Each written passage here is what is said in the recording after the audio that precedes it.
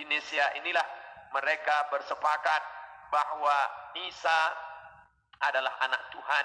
Bagian padahal itu tidak ada disebutkan dalam Injil, tidak ada dalam wahyu Allah Subhanahu wa taala.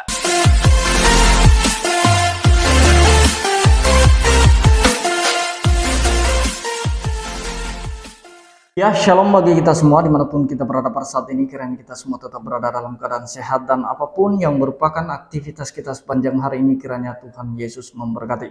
Dan kembali berjumpa lagi di channel kita ini, yaitu Semayan Yasin. Terima kasih buat teman-teman semua dan juga para sahabat yang sudah mendukung perkembangan channel ini dengan setia, dan kiranya kita tetap menggunakannya untuk menjadi berkat bagi semua orang. Nah teman-teman, pada video kali ini saya membahas ada satu video yang berisi ceramah Ustadz Abdul Somad, di mana di dalam cuplikan video tersebut Ustadz Abdul Somad membahas tentang Yesus tidak mati disalib, melainkan diserupakan dengan Yudas, dan kemudian dia berkata bahwa Yesus itu disebut anak Tuhan itu sebagai hasil rapat para pendeta di Konsili Nisea. Nah teman-teman, sebelumnya mari kita simak saja videonya yang berikut ini. Apa kata Nabi SAW? Tetap dari Abu Hurairah, la taqumus sa'ah, tidak terjadi hari kiamat, hatta yanzila fikum ibnu Maryam, sampai datang anak Maryam. Yang dimaksud dengan anak Maryam adalah Nabi Isa alaihissalam, hakaman muqsitan, sebagai seorang hakim yang adil. Mungkin keadilan susah didapatkan dari manusia yang condong kepada harta dan hawa nafsu, tapi kerana dia seorang nabi, bukankah dia sudah mati, meninggal dunia? Barrafa'allah wa ma qataluhu, mereka tidak berhasil membunuhnya, wa ma salabuhu, mereka tidak berhasil menyalibnya, walakin syubbiha lahum, ada orang lain yang diserupakan wajahnya dengan Isa, ialah Yudas Iskariot, ialah Yahuza, yang kemudian ditangkap oleh tentara daripada Yahudi yang benci akan Isa, dan mereka menyalibnya di tiang Golgota, dan mereka mengatakan inilah dia. Maka kata Allah, wa ma qataluhu yaqina, mereka tidak yakin seyakin-yakinnya tentang itu. Sampai akhirnya pada tahun 324 terjadilah konsili, pertemuan ijma pertemuan seluruh pendeta-pendeta, dan mereka berhasil menyepakati di sebuah kota bernama Nisea. Sekarang letaknya di Turki. Yang dulu kota itu besar, dibina oleh seorang raja bernama Konstantinopel. Di Nisea inilah mereka bersepakat bahwa Isa adalah anak Tuhan. Bagian padahal itu tidak ada disebutkan dalam Injil, tidak ada dalam wahyu Allah Subhanahu wa taala. Yuharrifunal kalima amma wadhihi, mereka merubah-rubah kalimat yang ada dalam kitab suci sesuai dengan kemauan kehendak hawa nafsu mereka. Maka mereka tidak berhasil membunuhnya. Barrafa'allah, Allah mengangkatnya, dan dia belum meninggal dunia sampai masanya menjelang hari kiamat. Nabi Muhammad SAW bercerita bahwa Nabi Isa ini akan turun menjadi pemimpin yang adil. Apakah dia membawa syariat baru lalu menasakh syariat Muhammad SAW? Tidak. Dia menghidupkan lagi sunnah-sunnah Rasulullah SAW. Dia menjadi imam di masjid, dia mengajak orang sholat berjamaah, dia tetap menegakkan syariat Muhammad. Dia tidak menasakh apapun kerana dia datang sesudah Nabi Muhammad. Nah, jadi itu dia videonya teman-teman. Kita akan membahas ini secara simple, sederhana. Kenapa saya harus menanggapi video ini teman-teman? Karena Ustadz Abdul Somad ini dia memahami Isa di dalam Al-Quran atau yang ada di dalam Quran itu sebagai Yesus yang ada di dalam Alkitab. Dia memandang itu adalah pribadi yang sama. Nah, sehingga dia memberikan penjelasan yang memang tidak sesuai dengan Alkitab. Dan wajar kita harus meluruskan pemahaman yang keliru ini tentang ayat-ayat Alkitab yang dipahami oleh Pak Ustadz Abdul Somad. Yang pertama teman-teman, ada beberapa poin tadi. Yang pertama, Yesus atau Isa yang dia pahami itu adalah pribadi yang sama, merupakan hakim di akhir zaman, dan dia memberikan keadilan bagi mereka yang tidak mendapat keadilan di bumi. Nah, Jadi saya mau katakan, saya mau luruskan tentang Yesus sebagai hakim yang ada di dalam Alkitab ya. Saya tidak menjelaskan Isa yang ada di dalam Al-Quran mereka. Saya menjelaskan Yesus sebagai hakim yang ada di dalam Alkitab. Dia adalah hakim yang mengadili orang-orang yang tidak percaya dan juga orang-orang yang percaya. Dia mengadili semua itu. Dan yang kedua, ketika dia mengatakan bahwa Isa itu tidak disalib atau Yesus itu tidak disalib, melainkan diserupakan. Siapa yang diserupakan dengan dia? Yaitu Yudas Iskariot menurut Ustadz Abdul Somad. Nah, ini juga tidak ada data yang valid tentang hal itu teman-teman ya. Kalau hanya mengatakan Yudas Iskariot lah yang diserupakan dengan Yesus tanpa dalil, tanpa data, itu menurut saya hanya penjelasan yang menurut saya itu lemah, argumen lemah.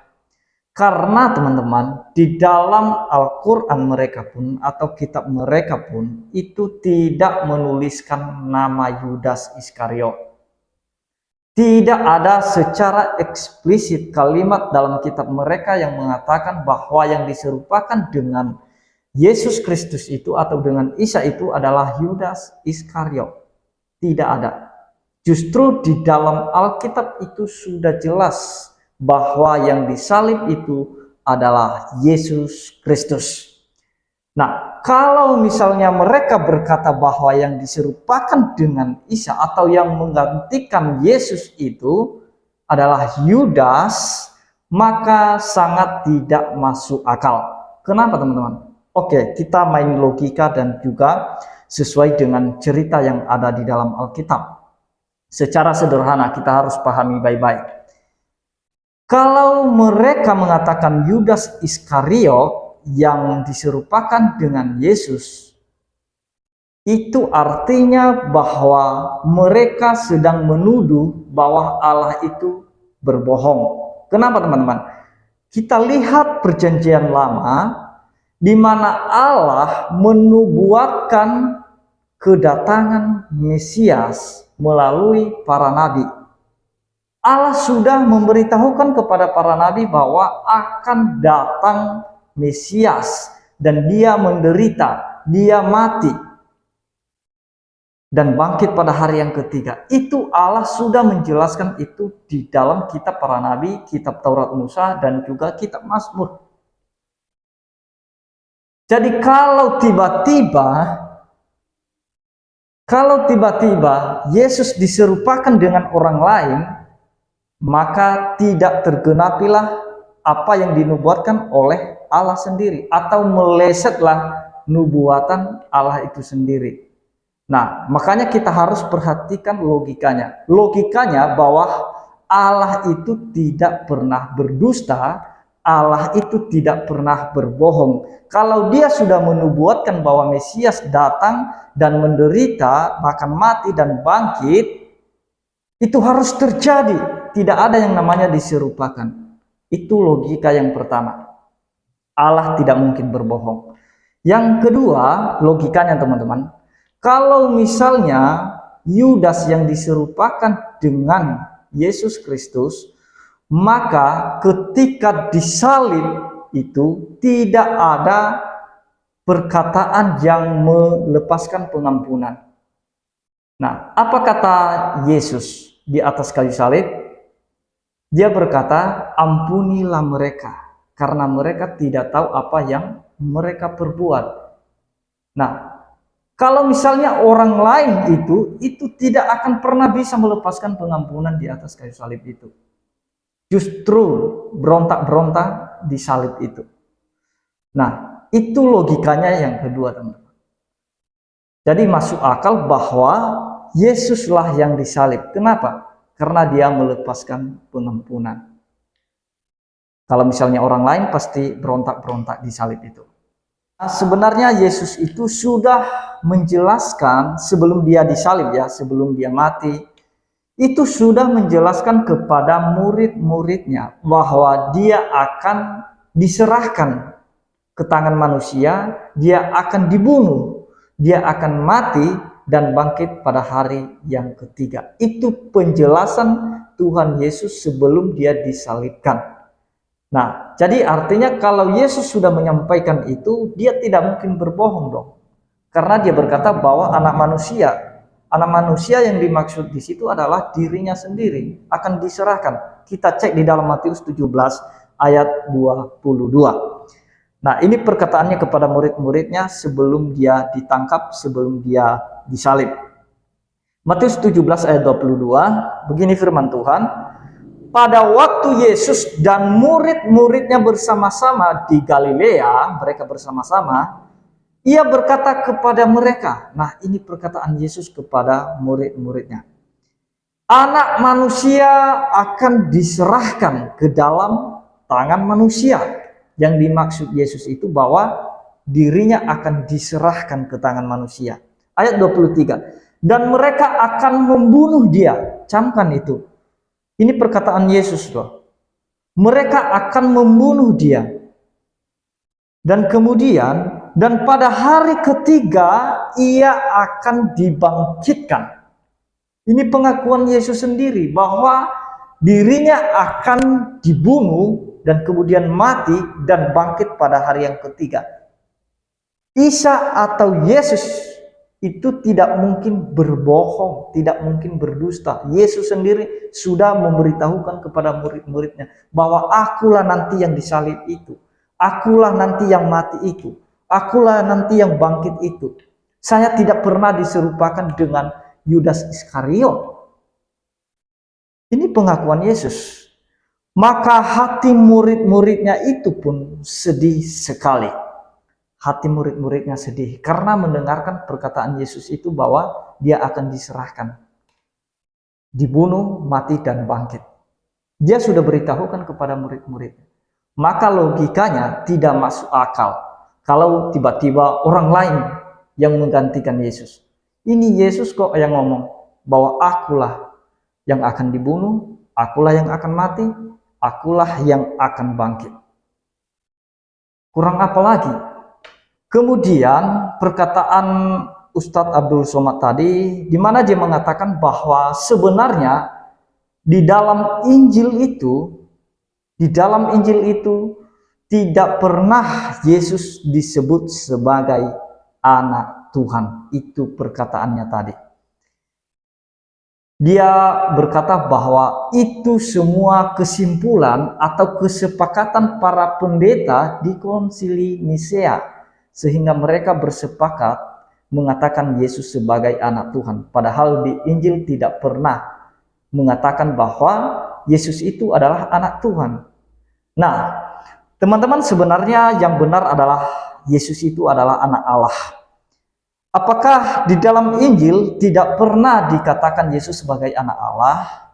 Yang pertama, teman-teman ya, Yesus itu mengakui dirinya sebagai anak Allah di hadapan orang-orang Yahudi, ahli Taurat, Farisi pada saat itu. Ketika dia mengakui dirinya sebagai anak Allah, sehingga murkalah orang-orang Yahudi pada saat itu. Dan mereka hendak melempari Yesus dengan batu. Kenapa?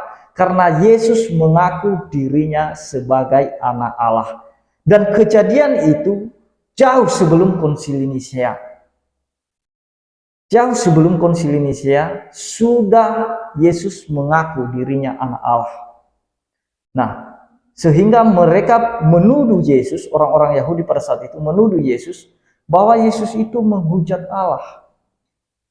Dia menyamakan dirinya dengan Allah. Nah, dalam pandangan orang Yahudi pada saat itu, teman-teman, ketika Yesus mengakui dirinya sebagai anak Allah, maka dalam pandangan Yahudi, Yesus sedang menyamakan dirinya dengan Allah. Kenapa Yesus menyamakan dirinya dengan Allah pada saat itu? Karena dia adalah Allah sendiri yang datang dalam rupa manusia itu. Jelas ya, teman-teman ya? Nah, mari kita lihat, bahkan bukan hanya Yesus yang mengaku dirinya sebagai anak Allah, banyak juga rasul-rasul lainnya, murid-murid lainnya. Bahkan teman-teman ya, kalau teman-teman lihat, ketika Yesus disalib, ada satu kepala pasukan dan murid-muridnya atau prajurit-prajuritnya itu mengaku Yesus sebagai anak Allah. Mereka berkata, dia ini benar-benar anak Allah. Mari kita cek di dalam Matius 27 ayat 54. Di situ dikatakan, kepala pasukan dan prajurit-prajuritnya yang menjaga Yesus menjadi sangat takut ketika mereka melihat gempa bumi dan apa yang telah terjadi. Lalu berkata, sungguh ia ini adalah anak Allah. Sungguh Yesus itu adalah anak Allah. Jadi itu bukan hasil rapat para pendeta. Saya mau jelaskan satu lagi teman-teman, bahwa Konsil Nisea itu sama sekali bukan suatu rapat yang menghasilkan atau yang menjadikan Yesus sebagai Tuhan. Bukan. Jauh sebelum Konsil Nisea teman-teman, itu malaikat sudah memberitahukan kepada para gembala bahwa hari ini telah lahir bagimu juru selamat, yaitu Kristus Tuhan di kota Daud. Itu malaikat. Jadi itu sudah jelas teman-teman ya, bahwa Konsil Nisea itu sebenarnya itu hanya mengesahkan, itu hanya memastikan apa yang sudah tertulis di dalam Alkitab. Apa yang menyebabkan sehingga terjadi satu rapat Konsil Nisea itu disebabkan karena muncul bidat-bidat dari dalam kekristenan itu sendiri yang menolak Yesus sebagai Tuhan, menolak Yesus sebagai Allah yang datang dalam rupa manusia, sehingga pemimpin-pemimpin gereja pada saat itu bersatu hati rapat untuk mengesahkan apa yang sudah tertulis dalam Alkitab, bahwa Yesus adalah Tuhan. Itu sudah ditulis jauh sebelum Konsil Nisea. Jadi Konsil Nisea itu merupakan rapat untuk mengesahkan apa yang ada dalam Alkitab, karena untuk menyangkal atau menolak ajaran bidat-bidat yang muncul pada saat itu, seperti ajaran yang dibawakan oleh Arius yang menolak ketuhanan Yesus. Kiranya apa yang saya sampaikan ini dan apa yang disampaikan oleh Ustadz Abdul Somad tentang ayat-ayat Alkitab atau kisah dari Alkitab itu sangat keliru dan tidak sesuai dengan ayat dalam Alkitab. Yang pertama tadi, di mana dia mengatakan bahwa Yudaslah yang diserupakan dengan Yesus, dan itu tidak sesuai dengan ayat dalam Alkitab. Jadi tentu saja itu keliru. Dan kemudian dia berkata bahwa tidak ada Injil mencatat bahwa Yesus itu anak Tuhan atau anak Allah, dan itu juga tidak sesuai dengan ayat Alkitab, karena ayat Alkitab sendiri sudah mengakui bahwa Yesus itu adalah anak Allah, bahkan Yesus sendiri yang mengakuinya.